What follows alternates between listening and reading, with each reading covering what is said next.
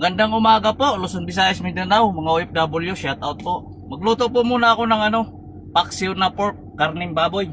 Una ko yung ating karne. Kalahating kilo lang po at solo naman po tayo. Siyempre, ilagay ko lang yung ilagay ko yung sibuyas bawang. Para pagdating doon sa customer mamaya mga idol, kakain na lang tayo, luto na yan. Tapos yung pamintang durog or wasak, winasak na tahanan. 2 piraso para malasa at mabango.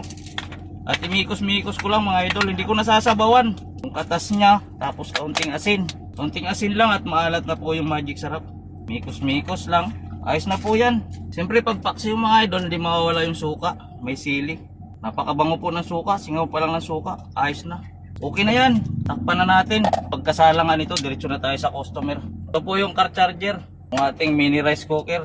Sa mga gusto umorder pala, nakadepende sa unit nyo. Kung 24 volts yung unit, 24 volts yung orderin nyo. Ayan, umilaw na yan. Pinutin natin para pumula. Ayan, naka-red siya mga idol. Hindi natin maluto mga idol.